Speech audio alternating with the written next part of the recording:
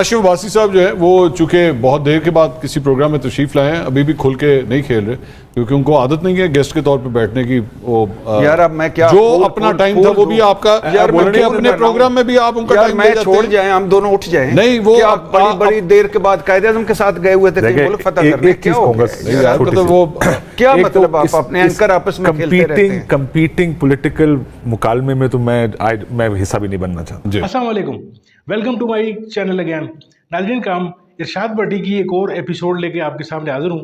आप पहले video enjoy कीजिए, फिर इसके ऊपर तफसील से बात करते हैं। इमरान खान को हमेशा सहारे की जरूरत पड़ती है। अब मौलाना फजल रहमान का सहारा ढूंढ रहे हैं, इससे पहले ताहिरुल कादरी का सहारा वो ढूंढ रहे थे। 2014 में बंदा उनका एक नहीं निकला, सारे बंदे उनके ताहिरुल कादरी साहब के थे। फिर जनरल फैज का सहारा ढूंढा, फिर जनरल बाजवा का सहारा ढूंढा, जनरल पाशा का सहारा ढूंढा। किस किस जनरल का सहारा उन्होंने ढूंढने की कोशिश नहीं की सियासत में, तो कब तक सहारे ढूंढते रहेंगे।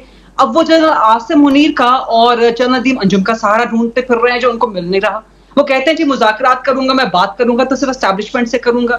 ये किस किस्म का मकबूल लीडर है, मुझे ये बताएं कि आपको अपनी अवामी ताकत पर ही यकीन नहीं है।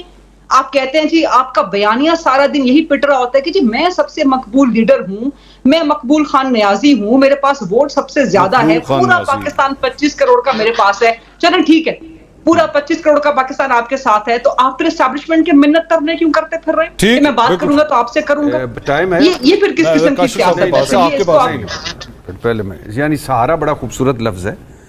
सहारा इतने उसने सारे ढूंढे कि जो सबसे बड़ा सहारा खान था, आ जाओ खुशहाली आ गई, तरक्की आ गई, नवाज दो, वो बेसहारा हो गया। जिस दिन वो तंदूर पर खड़े थे उस दिन सऊदी वजीर खारजा भी आया हुआ था।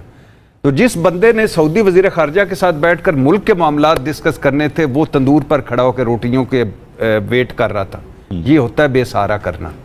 दूसरी बात है, जब सहारों की बात आए तो जनरल हमीद गुल का सहारा भी आता है, IGI का भी, जब उसके बाद ज़िया उल हक साहब का भी सहारा आता है, उसके बाद ये लंदन में सहारा आता है, उसके बाद वापसी सहारा आता है। जन बाजवा साहब और जन फैज़ हमीद को तो इनको बुरा कहना ही नहीं चाहिए। उनकी मदद से ही तो गए हैं बाहर। यानी ये जब ख्वाजा आसिफ साहब बता रहे हैं कि हम एस्टेब्लिशमेंट की मदद से बाहर गए थे, और ख्वाजा साहब ने कहा था कि हमें 2019 में बता दिया गया था पहले पंजाब ले लें फिर मरकज ले लें, सारे सहारे लेते हैं। हाँ नहीं, बड़ा सहारा खान और बड़ा चेता सहारा ज्यादा बड़ा किसने लिया? नवाज शरीफ साहब, उमर खान साहब ने, उमर भर बेनजीर भुट्टो साहबा से लेकर बिलावल भुट्टो तक सारे एक ही तो करते हैं कि ये हम जाते हैं हमें रिलीफ नहीं मिलता, ये जाते हैं। ये इस निजाम के आखिरी जुमला के सबसे बड़ा सहारा खान और सबसे बड़ा जो चेता खान है मियां मोहम्मद नवाज शरीफ है। नून लीग ने गलतियां की और दूसरी बात ये है कि उन्होंने दूसरी बात ये है कि हाँ, मकबूल खान नहीं रहा, माफी मांगी है, उन्होंने कहा माफी मांग दी जो बाजी के अंदर गलतियां। किस बात? एक माफी रहेगी को केड़ी 224 दी। ये तो कहते हैं भट्टी साहब को रिक्वेस्ट करनी, मैं सुनना चाहूंगी उनके मुंह से कि इमरान खान किसने माफी मांगी के सहारे ढूंढ रहे हैं। नून लीग और पीपल्स पार्टी ने ना चार्टर ऑफ डेमोक्रेसी करके नहीं, भट्टी साहब सवाल माफी मांगी तो फिर क्या, उस माफी के बाद क्या हुआ? ये डिबेट की बात सुन ले एक मिनट। गलिया सॉरी, दोबारा रिपीट करें। अच्छा क्या कह? मैंने कहा कि ठीक है, नून पीपल्स पार्टी ने तारीखी तौर पर सहारे लिए हैं, तारीख का हिस्सा है वो, इस पर नदामत का इजहार भी करते हैं, शर्मिंदगी भी करते हैं। कब नवाज शरीफ साहब ने निदामत का इजहार नहीं? उन्होंने कहा की रहेगी। नहीं, आसिफ साहब ने कहा हमने ज़िया उल हक साहब का साथ दिया। नहीं, नवाज शरीफ साहब की बात करो। ख्वाजा आसिफ साहब के तो छोड़े, उनके तो वालिद साहब चेयरमैन थे मजलिस शूरा के, इसलिए उनका तो छोड़े ना। कब नवाज शरीफ साहब ने कहा है कि हम माजरत चाहते हैं कि हमने जब जुनेजो के साथ खड़ा होना था ज़िया उल हक के साथ खड़े हो गए? कब नवाज शरीफ साहब ने कहा है कि IGI गलत बनाई? कब नवाज शरीफ साहब ने कहा है असगर खान केस गलत है? कब नवाज शरीफ साहब ने कहा है मैं एस्टेब्लिशमेंट की मदद से गया गलत है, मैं एस्टेब्लिशमेंट से वापस आया गलत है? कब नवाज शरीफ साहब ने कहा मुझे मशकूक सीट मुबैना तौर पर जीत के दी गलत है? कब कहा? अब मैं जरा काशिफ साहब से पूछ लूं। नहीं वैसे मुझे, मैं आपसे सवाल कर रहा हूं। नहीं बुरी बात है। नहीं आपसे एक सवाल है कि आप मुझे जिस दिन प्रोग्राम करेंगे ना मुझे बुला लीजिएगा फिर। नहीं, मेरा एक सवाल, एक संजीदा सवाल है कि कब नवाज शरीफ या शहबाज शरीफ साहब ने माफी मांगी है पब्लिकली? 2024 के इलेक्शन की मैं बात नहीं कर रहा, इससे पहले की। नहीं मांगे।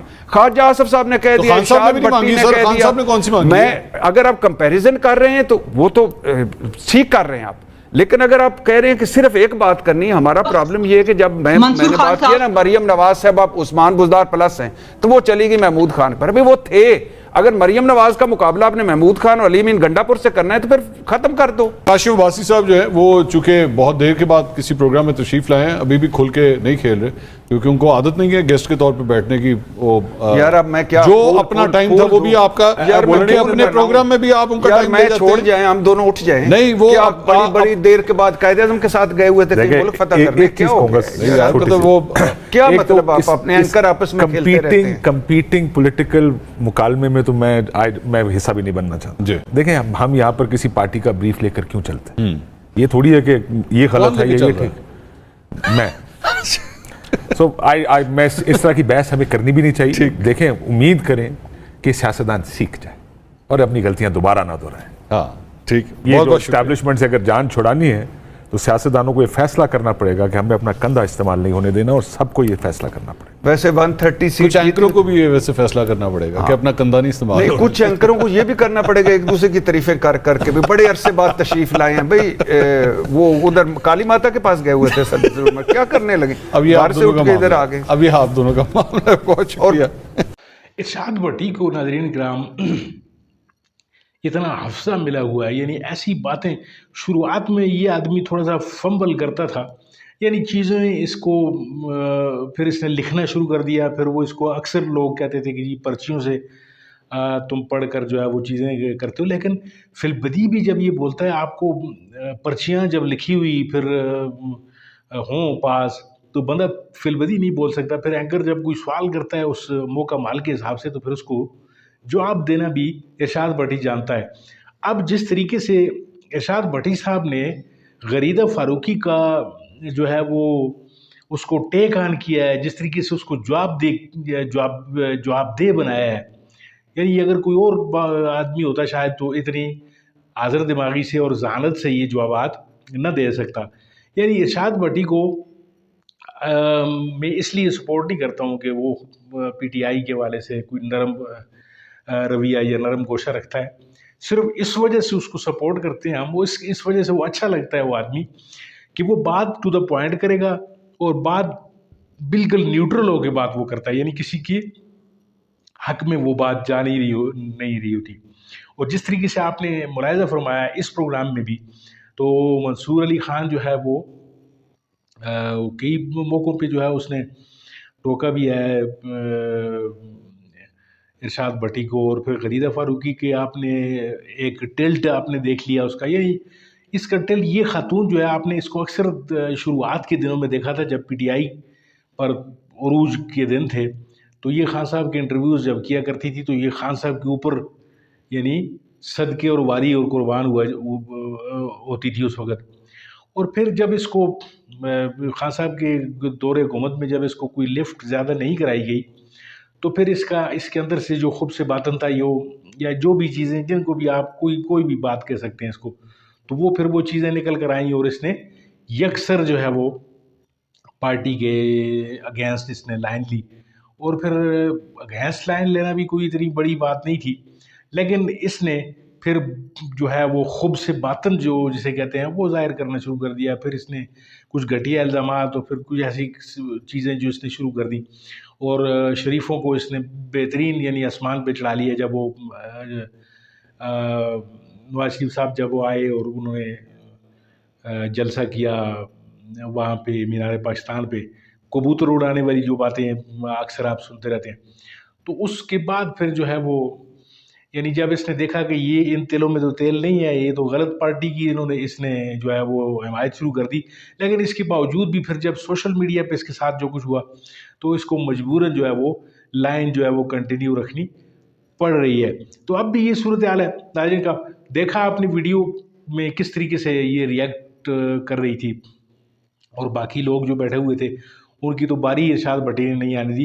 नाज़रीन का बहुत बहुत शुक्रिया। यहाँ तक अगर आप मेरी वीडियो देखते हुए पहुँच आए तो इसको लाइक कीजिए, शेयर कीजिए दोस्तों के साथ, और चैनल को ज़रूर सब्सक्राइब कीजिए अगर आप चैनल पर नए हैं। मिलते हैं आपके साथ किसी और वीडियो किसी और मौजू में, तब तक के लिए दीजिए इजाज़त। अल्लाह आपका आमीन नासर।